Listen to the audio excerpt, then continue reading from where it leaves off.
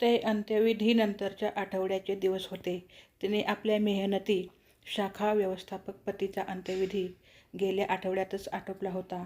तिचा प्रिय पती, ज्याने दिवस-रात्र कष्ट करून साध्या लिपिकापासून बँकेच्या व्यवस्थापकापर्यंतची प्रगती केली होती, आपल्या 2 मुलांना कॉलेजमध्ये शिक्षण दिले होते, परदेशात नोकरीला पाठवले होते आणि तिला एक संपूर्ण व सुखी जीवन दिले होते.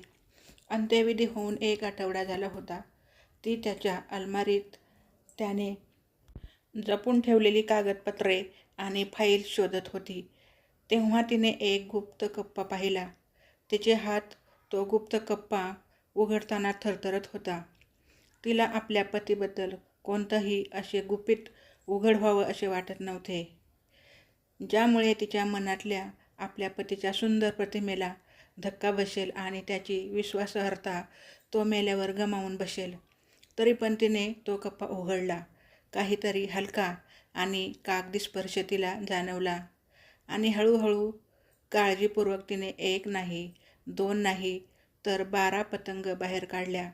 त्या अगदी नव्या-कोऱ्या होत्या, जणू काही नुकत्याच पतंगाच्या दुकानातून आणल्या होत्या आणि त्या पतंगांना बघून ती रडू लागली. एक दिवस त्याने तिला सांगितले होते, "माझ्याकडे वेळ असेल तेव्हा मी छतावर पतंग उडवेन. तू आधी पतंग उडवले आहेत का?" तिने विचारले होते. "मी लहान असताना मला पतंग खूप आवडायच्या," त्याने सांगितले होते. "आकाशात पतंग उंच उडताना आणि राजासारखी आकाशावर हुकूमत गाजवताना पाहणे मला खूप आवडायचे." "मग याच रविवारी का उडवत नाही?" तिने विचारले होते. "ओव्हरटाईम आहे," त्याने सांगितले. "पण कदाचित पुढच्या रविवारी किंवा त्यानंतर येणाऱ्या सुट्टीला पाहू कसं जमतंय ते," तो म्हणाला. ती त्या कागदांना स्पर्श करत रडली. त्या मृत व्यक्तीच्या स्वप्नांचा विचार करत रडली, जो कधीच साध्या पतंग उडविण्याच्या आनंदाला हिमोकला होता. दुसऱ्या दिवशी तिची मुलं घरी आली. त्यांनी पतंग दिवाणखान्याच्या भिंतीवर लटकलेल्या पाहिल्या. "आई," त्यांनी विरोध केला, "आत्ता उत्सव साजरा करण्याचा काळ नाही. हा शोक करण्याचा काळ आहे." "होय," तिने म्हटले, "मला माहीत आहे आणि म्हणूनच मी त्या इथे ठेवल्या आहेत." त्यांनी त्या पतंगांना स्पर्श केला. त्यांनी सुंदर डिझाईन्स पाहिल्या आणि त्यांनी आईकडून ऐकले की तिला त्या पतंग कुठे सापडल्या होत्या. आपल्या मृत वडिलांचा आणि त्यांनी कधीच न उडवलेल्या पतंगांचा विचार करून त्यांच्या डोळ्यात पाणी उतरले. "आई, मला एक पतंग माझ्या घरी न्यायला आवडेल," मोठा मुलगा म्हणाला.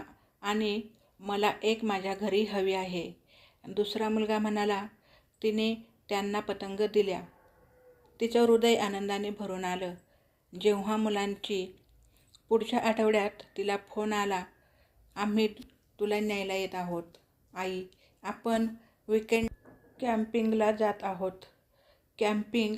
तिने विचारले. "मी कधीच कॅम्पिंग केले नाही." "आम्हीही नाही. पण हीच ती पतंग आहे जी आम्हाला उडवायची आहे. आई, चल निघूया." ती हसली. जेव्हा ते डोंगरदऱ्यातून कार चालवत होते, तिने मागे आपल्या दुसऱ्या मुलाची कार पाहिली आणि खिडकीबाहेर पाहताना तिला असं वाटलं की ती आपल्या पतीला बघत आहे, हसत असलेला पतंग उडवत असलेला आणि त्या पतंगाला उंच उडवताना पाहत आहे, जणू तो राजा आहे.